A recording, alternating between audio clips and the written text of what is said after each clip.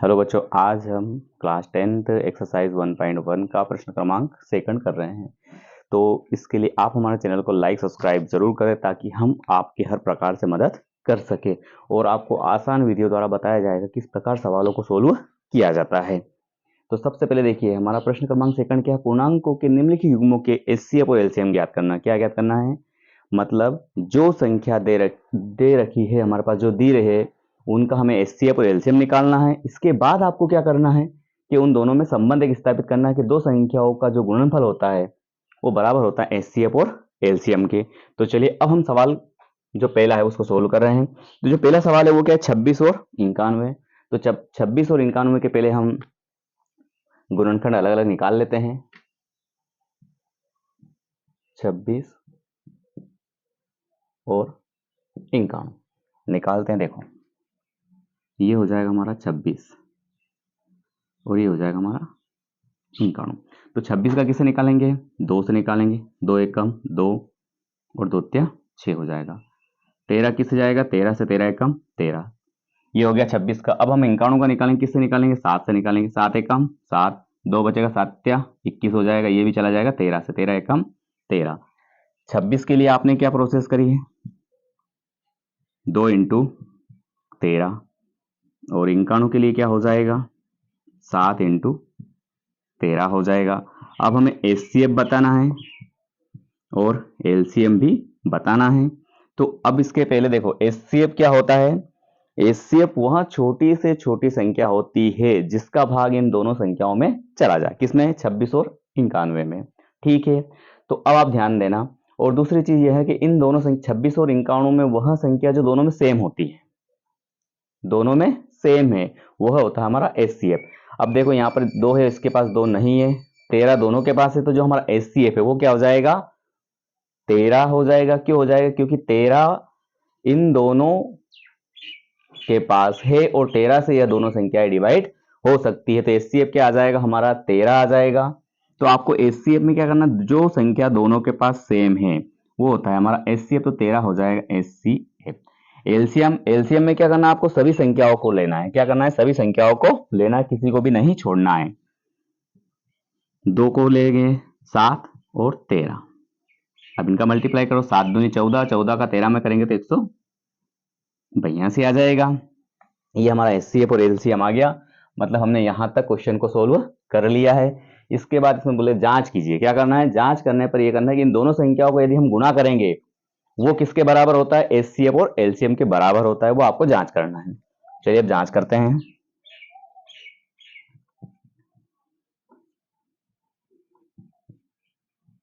दोनों संख्याओं का गुणनफल किसके बराबर होता है? HCF into LCM. ठीक, दोनों संख्या कौन सी हमारी? 26 और 91। एचसीएफ क्या आया हमारा? 13 और एलसीएम कितना आया? 182। इन दोनों का मल्टीप्लाई कर लीजिए। ठीक है, 13 दूनी 26, 26 का 6 हासिल आया 2। अब आपको 13 का आपने 8 बार गुना, 13 104, 104, 105, 106 हासिल आया 10। 13 कम 13, 13 और 10 कितना हो जाएगा? 23। ये हो जाएगा 2366। ये आ जाएगा हमारा 2366 आ गया ना।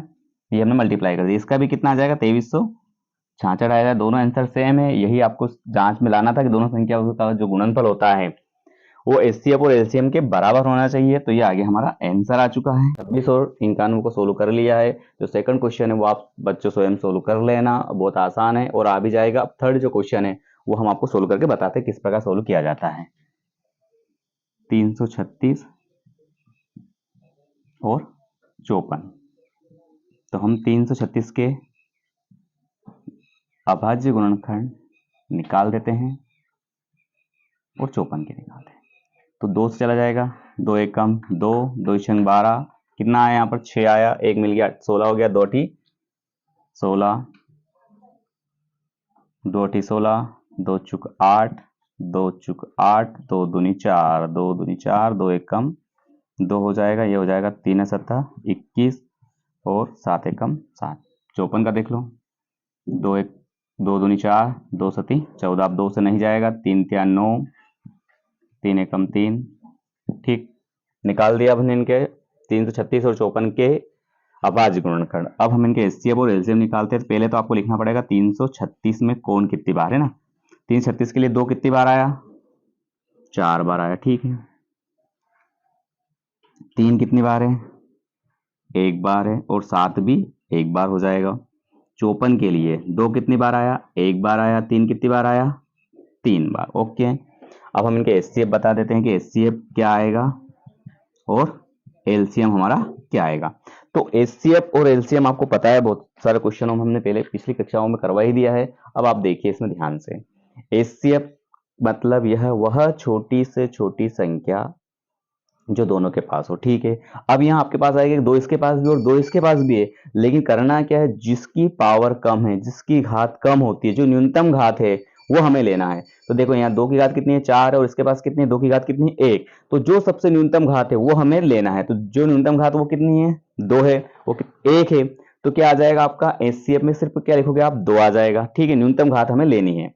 यहाँ पर क्या है, 3 है की घात 1 है, और यहाँ पर 3 की घात कितनी है, 3 है। तो आपको क्या लेना है, जो न्यूनतम घात है वह लेना है। तो कितने आ जाएगा, ओनली 3 आ जाएगा। दोनों मिलकर कितना हो जाएगा, 3 दूनी 6 हो जाएगा, ठीक है।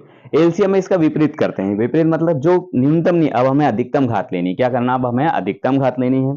तो यहाँ पर 2 की घात 4 है, तो क्या लिखोगे, 2 की घात 4 हो जाएगा। फिर क्या, 3 की घात कितनी लोगे आप, 1 लोगे कि 3 लोगे, 3 लोगे, और ये हो जाएगा हमारा 7। तीनों का मल्टीप्लाई कर देना। तो 2 की घात जो 4 है वो कितना आएगा, देखो 16, 27 और 7। जब इन तीनों संख्याओं का मल्टीप्लाई करेंगे तो आ जाएगा 3024।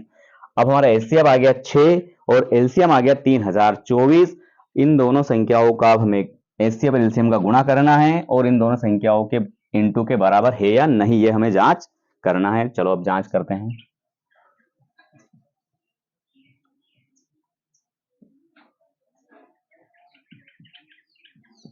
दोनों संख्याओं का गुणनफल किसके बराबर होता है, एचसीएफ इंटू एलसीएम के बराबर होता है। दोनों संख्याएं क्या है हमारे पास, 336 इंटू 54। यहां पर क्या आ जाएगा, 6 इंटू 3024। इन दोनों का मल्टीप्लाई, 6 चुक 24 का 4, आंसिल आया 1, 6 दूनी 12, 13 14, 0 आएगा, 1 जोड़ दिया 1 हो जाएगा, 6 18 आ जाएगा। इसका भी आंसर आ जाएगा 18,144। यही हो जाएगा आपका आंसर, ठीक है बच्चों। अब आपको अच्छे समझ में आ गया होगा, ठीक है।